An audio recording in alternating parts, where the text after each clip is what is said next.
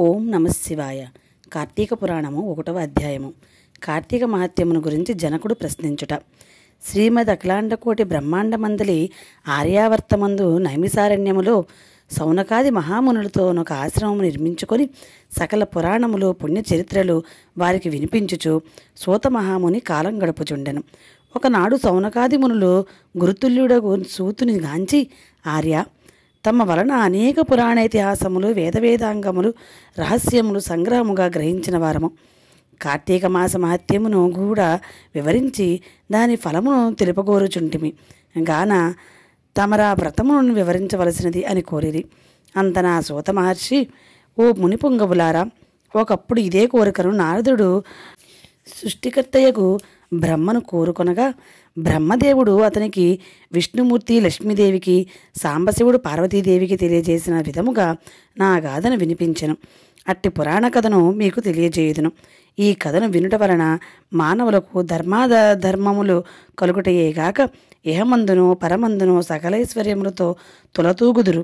కావున శ్రద్ధగా నలకింపుడని ఇట్లు చెప్పాను.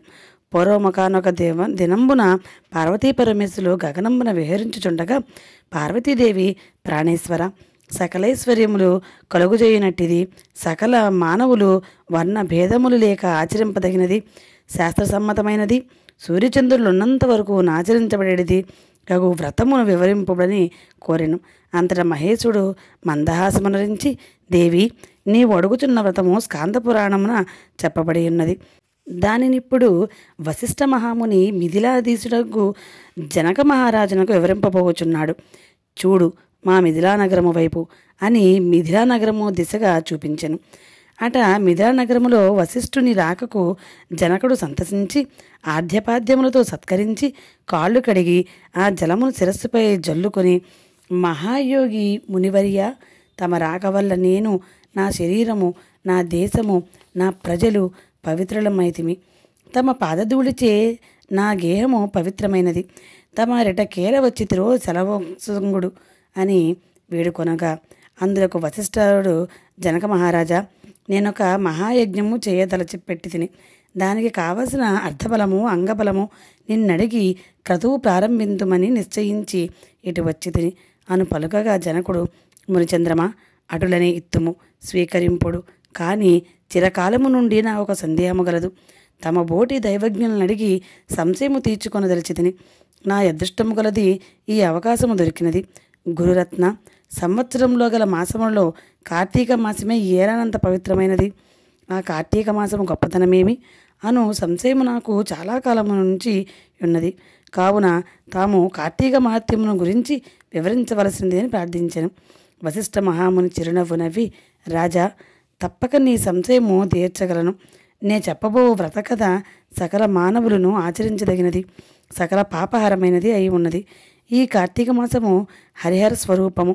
ఈ మాసమునందు ఆచరించు వ్రతము యొక్క ఫలమెంతని చెప్పనలవి కాదు, వినుటకు కూడా ఆనందకరమైనది. అంతేగాక వినినంత మాత్రముని ఎట్టి నరక బాధలను లేక ఇహమందును పరమందును సౌఖ్యమును పొందగలరు. నీ బోటి సజ్జనులు ఈ కథను గురించి అడిగి తెలుసుకొనుట ఉత్తమమైనది. శ్రద్ధగా ఆలకింపమని ఇట్లు చెప్పసాగాను. వశిష్ఠుడు కార్తీక వ్రత విధానమును తెలుపుట. ఓ మిథిలాధీశ్వర, జనక మహారాజా, ఏ మానవుడైనను ఏ వయసువాడైనను ఉచ్చ నీచ అనే భేదము లేక కార్తీక మాసంలో సూర్యభగవానుడు తులారాశి అందుండగా వేకువజామున లేచి కాలకృత్యములు తీర్చుకొని స్నానం ఆచరించి దానధర్మములను దేవతా పూజలను చేసినచో దాని వలన అగణిత పుణ్యఫలము లభించును. కార్తీక మాస ప్రారంభం నుండి ఇట్లు చేయుచు విష్ణు సహస్రనామార్చన శివలింగార్చన ఆచరించుచుండవలెను. ముందుగా కార్తీక మాసమునకు అధిదేవతయకు దామోదరుడు నమస్కరించి, ఓ దామోదర, నేను చేయు కార్తీక వ్రతమునకు ఎట్టి ఆటంకములు రానియక నన్ను కాపాడుము అని ధ్యానించి వ్రతమును ప్రారంభించవలెను.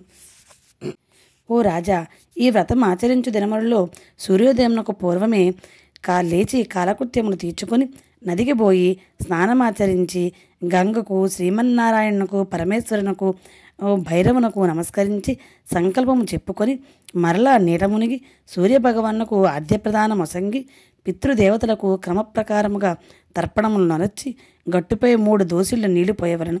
ఈ కార్తీక మాసంలో పుణ్యనదులైన గంగా, గోదావరి, కృష్ణ, కావేరి, తుంగభద్ర, యమున మొన్నగు నదులలో ఏ ఒక్క నదిలోనైనానో స్నానమాచరించిన ఎడల గొప్ప ఫలము కలుగును.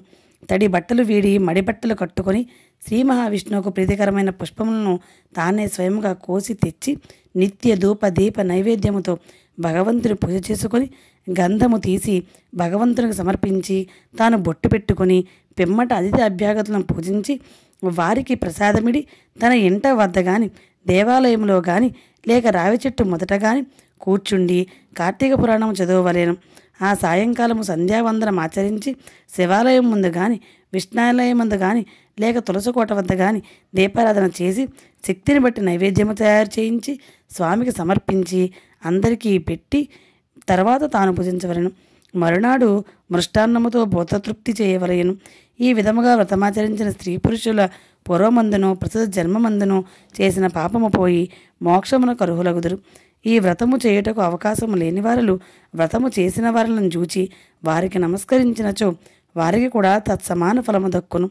ఇట్లు స్కాంద పురాణాంతర్గత వశిష్ఠ ప్రోక్త కార్తీక మహత్యమందలి మొదటి అధ్యాయము మొదటి రోజు పారాయణము సమాప్తము. శ్లోకము.